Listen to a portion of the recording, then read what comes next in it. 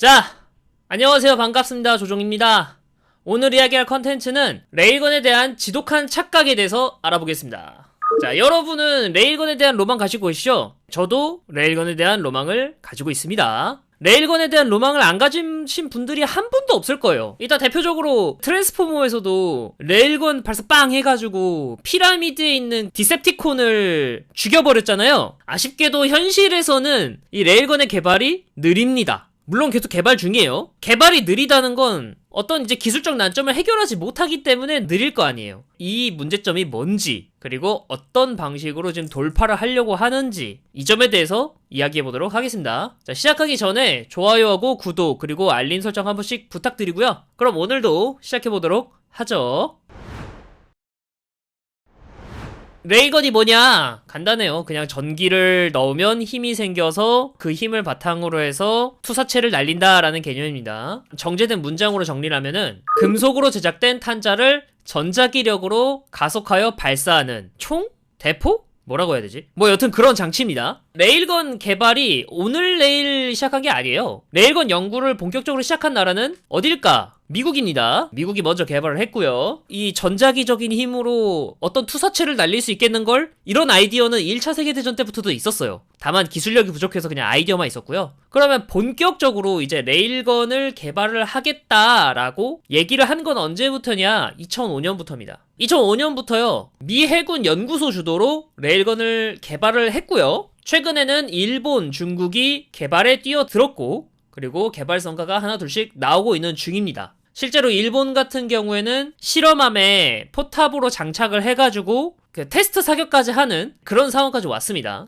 자, 그러면 왜 이런 걸 개발하냐? 왜 레일건을 개발하느냐? 간단합니다. 높은 위력과 저렴한 가격. 일단 이게 첫 번째고요. 두 번째는 뭐냐? 포구 초속을 마하 6에서 7까지 가속시킬 수 있습니다. 이게 엄청난 장점입니다. 자, 이렇게 가속을 시키면 어떤 장점이 있냐? 자, 일단 첫 번째, 높은 위력과 저렴한 가격이잖아요. 미사일보다 쌉니다. 가격이 매우 높아요. 발당 500만 달러예요. XM6 미사일 기준으로 발당 500만 달러예요. 근데 레일건은 얼마다? 발당 5만 달러다. 100배 차이 나요. 그러니까 레일건 100발 쏘는 가격이 SM6 한 발 쏘는 가격이랑 똑같은 거야. 가성비가 엄청나죠. 그리고 난 다음에 사거리는 240km입니다. 레일건도 사거리가 240km라고 적긴 했는데 이거보다 더 높일 수 있어요. 대충 한 240km 정도 된다라고 생각하시면 돼요. 자, 그러면 포구 초속을 올렸는데 어떻게 이렇게까지 높은 사거리가 나오냐? 뭐 당연하다면 당연하겠지만은 이 레일건이라는 게 전자기 유도로 탄자의 속도를 올린다고 했잖아요. 그래서 이제 포구 초속이 막 6에서 7까지 올라가는데 그러면 어떤 일이 벌어지냐? 운동 에너지가 준내 커집니다. 이겁니다. 혹시나 모르시는 분들에게 알려드리자면 운동 에너지는 질량에서 속도의 제곱을 곱해주고 2분의 1을 한다. 이거를 보면 그럼 어떤 결론이 나오냐면 만약에 속도가 같을 때 질량을 올려주면 운동 에너지가 올라갑니다. 근데 질량이 그대로면 속도를 올리면 운동 에너지가 올라갑니다. 간단해요. 그렇게 어렵지 않아요. 아니 이거 고등학교 2학년 때 물 1에서 나온다고? 저 문과인데 이거 배웠어요. 요거하고 위치 에너지 그것도 배웠어요. 뭐 여튼 간에 그러면 운동 에너지를 효율적으로 높이기 위한 방법이 뭐냐? 물론 이제 아까 말했듯이 질량을 높이는 방법이 있고 속도를 높이는 방법이 있어요. 둘 다 높여도 되고 둘 중 하나만 높여도 운동 에너지가 올라가요. 근데 만약에 질량이 그대로야. 근데 속도를 올려. 속도가 V제곱이잖아. 속도를 2배로 올려. 그럼 운동 에너지는 4배가 될 거 아니야. 왜냐면 제곱이니까. 그 질량은 그대로인데. 그러니까 속도를 올리는 게 운동 에너지를 올리는 데는 유리하단 말이죠. 그래서 이제 한 포에 비해서 말도 안 되게 사거리가 길어질 수 있는 겁니다. 한 포의 사거리는 아무리 길어봤자 30km입니다. 요새는 이제 사거리 연장탄이라고 해가지고 60km까지도 늘리긴 했는데 그건 어디까지나 꼼수로 좀 늘린 방식이고요. 그런데 이제 레일건의 사거리는 150km, 200km, 300km도 가능해요. 그래서 이제 많은 밀덕들이 이렇게 생각을 하죠. 야, 전함이 다시 돌아오는 거 아니냐. 왜냐면 과거에 이제 거함 거포가 사라진 이유가 전함의 위력이 떨어져서 사장된 게 아니에요. 이 함포는요, 기본적으로 운동 에너지를 높이기 위해서 질량을 높여준 개념이에요. 속도를 높여주자니 약실에 가해진 압력을 높여야 속도가 올라가는데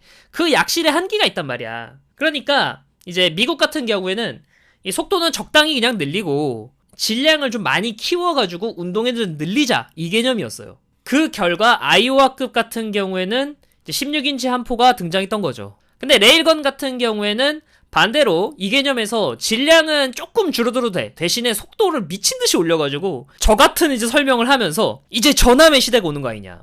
레일건이 개발되면 이제 다시 전함의 시대가 온다. 거함 거포의 시대가 온다. 뭐 이런 말을 합니다. 사실 저도 한 10년 전에는 그걸 믿었어요. 장점이 하나 더 있어요. 아까도 말했지 운동 에너지를 높이면 과거 전함처럼 그런 거함 거포가 나올 수도 있어. 근데 속도를 올리는 개념이잖아요. 장점이 뭐냐? 속도를 올리면 대공표적을 요격할 수 있습니다. 모든 요격 체계는 속도가 높으면 높을수록 요격 확률이 높거든요. 초음속 미사일이든 극초음속 미사일이든 얘네들이 빨라진 이유가 요격 체계의 속도가 빨라지기 때문에 그래요. 이게 술래잡기라고 생각하면 편해요. 상대가 빨라진 만큼 나도 빠른 투사체를 던져야 요격할 수 있단 말이죠. 근데 아까 전에 말했듯이 레일건은 마하 7까지 올라갑니다. 지금 이제 극초음속 미사일들의 속도와 좀 비슷해요. 그렇기 때문에 미사일도 요격을 할 수 있는 대공전까지 가능하다. 자, 대공전 가능해. 전함처럼 함포로도 쓸 수 있어. 레일건 안 쓸 이유가 없죠. 꿈의 무기라고 할 수 있습니다. 그러니까 이제 많은 사람들이 야, 레일건이 이제 전력화되면 이제 전함이 부활한다. 이제 가슴이 웅장해진다. 이렇게 말하는 거예요.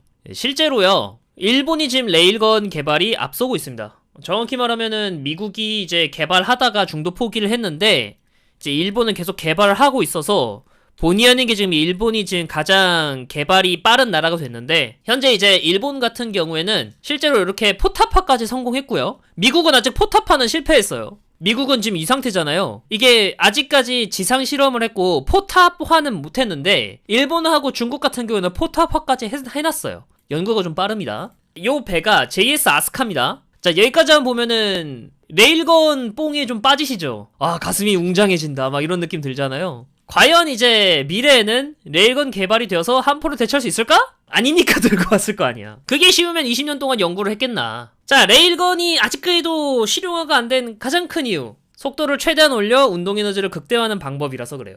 그리고 이 운동에너지를 현대 기술로도 견뎌내기가 어렵습니다. 일본도 이 문제를 해결하기 위해서 노력 중이에요. 이게 무슨 소리냐면 자, 뭐 속도가 어쩌고 질량이 어쩌고 막 간에 이 공식 딱 들어놓고 속도가 어떻든 질량이 어떻든 중요하지 않아. 어쨌든 간에 운동 에너지가 높아져. 뉴턴 선생님께서 하신 말씀이 있잖아요. 자, 운동 에너지가 높아져. 반작용으로 뭔가가 이제 그만큼 에너지를 받아야 된다는 소리 아니야. 작용 반작용의 법칙으로. 총을 쏘면은 총알이 발사된 그 운동 에너지 힘만큼 내가 받는 거란 말이야. 마찬가지야. 이건 미국에서 개발했을 때 레일건의 탄자인데요. 탄자가 제 20kg라고 적었는데 20kg가 아니고 요건 10kg예요. 그럼 나머지 10kg가 어디 갔냐? 얘가 날탄이거든요? 뭔가 날탄 닮았다는데 날탄 맞아요. 날탄이에요. 그래가지고 이제 여기에 이제 외피가 있고 이제 발사 순간 이제 이 외피가 이제 벗겨지면서 가벼운 이제 탄자만 날아가는 그런 개념이에요. 그래서 이제 얘는 한 10kg 정도 되는데 이 10kg짜리를 발사하는데도 지금 요 상황이에요.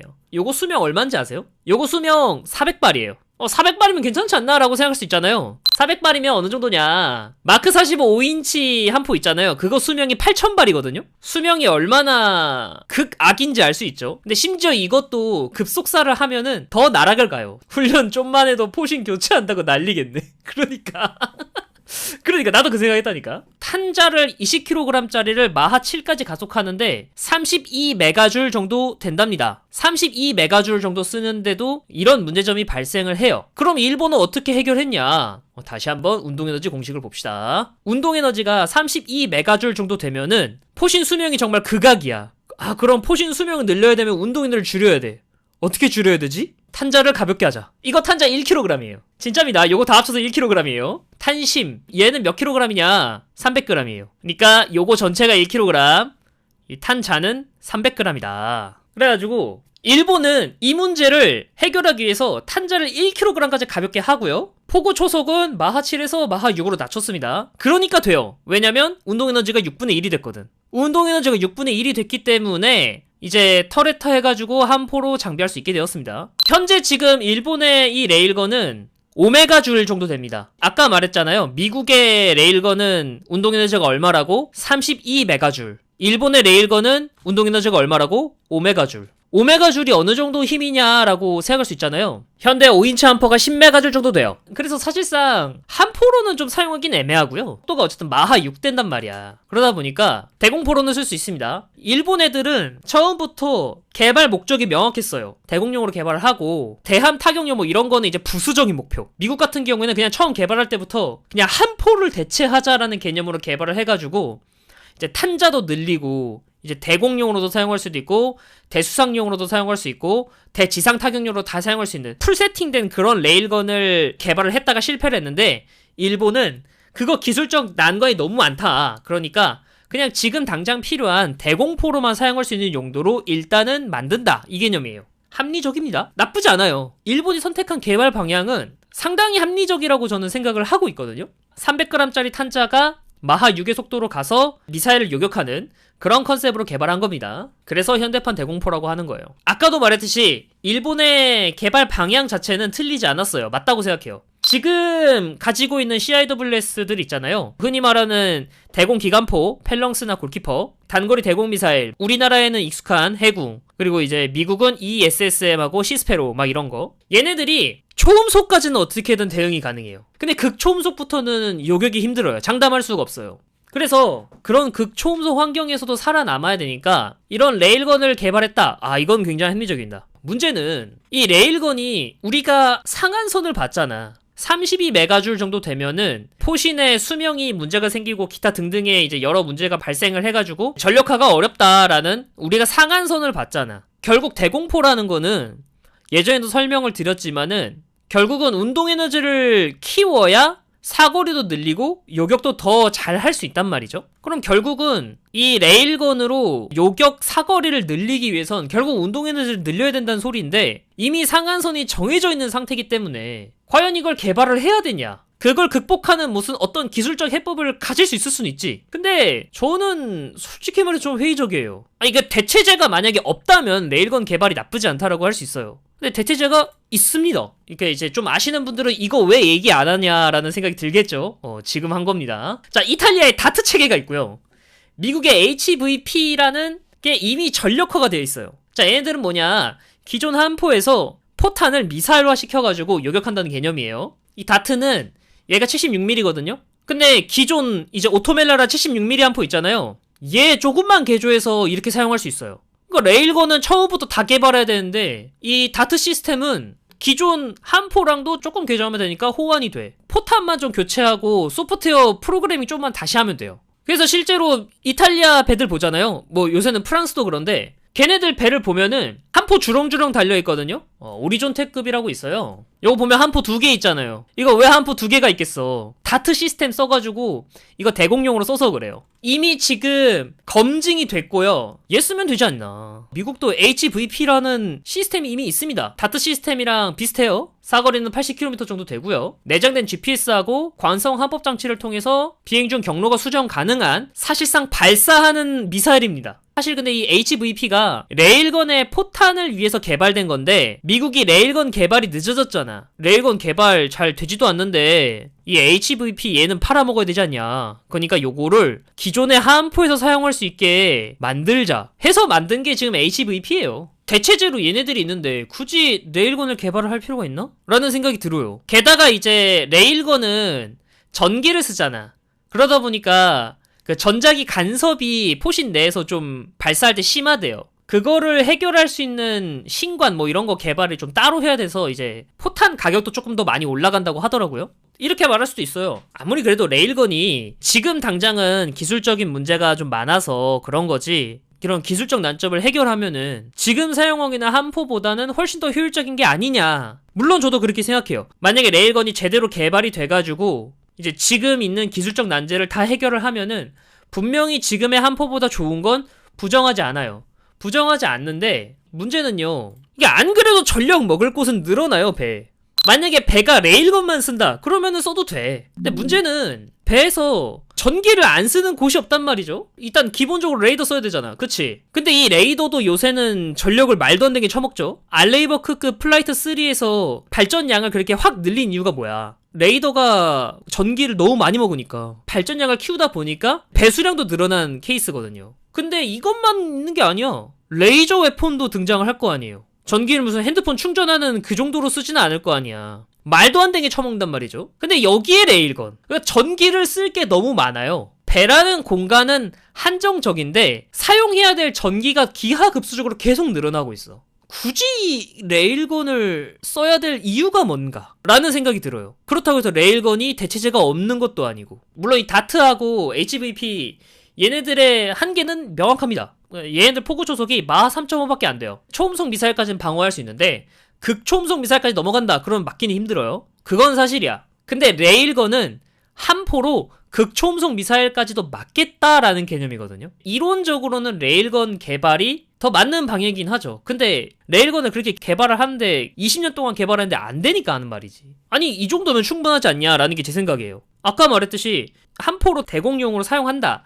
이 목적 자체가 더 싼 가격으로 적 미사일을 요격해서 방어 효율을 높인다 라는 개념인 거잖아요. 아니 그러니까 얘네들로 초음속 미사일까지는 방어를 하고 극초음속 미사일이 날아온다. 그러면은 SM6하고 SM3로 방어를 하는 게 맞지 않나? 뭐 시대가 이제 초음속 미사일의 시대가 왔다, 극초음속 미사일의 시대가 왔다고 해서 모든 미사일이 다 극초음속 미사일로 날아오는 게 아닐 거 아니야. 아음속, 초음속, 극초음속이 다 섞여서 날아올 거 아니야. 그러면 아음속하고 초음속까지는 얘네들로 방어를 해. 근데 극초음속 이상부터는 어쩔 수 없어. 그냥 지금 현대에 있는 SM6, SM3 미사일로 방어를 한다. 이게 가장 합리적인 방법이 아닐까. 솔직히 저는 그런 이제 극초음속 미사일들을 CIWS로 방어를 한다라는 개념이 솔직히 양심이 없다고 생각한 사람이라서 그래요. 그래서 저는 솔직히 여기 앞에 보이는 이 레일건의 미래가 그렇게까지 밝진 않다고 생각합니다. 결국 포신 소재 문제는 언젠간 해결되겠죠. 그러니까 그 언젠간 해결되겠다라고 얘기한 게 20년이 지나서 지금 여기까지 온 거예요. 근데 아직도 해결이 안 됐어요. 어쩌면 재료공학으로는 어떻게 해결할 수 없는 거일 수도 있어요. 하여튼 오늘 컨텐츠는 여기까지고요. 재밌게 보셨다면 좋아요고 구독 그리고 알림 설정 부탁드리고요. 멤버십 가입도 좀 해주셨으면 감사하겠습니다. 감사합니다. 오늘 물러나겠습니다. 그러면 안녕.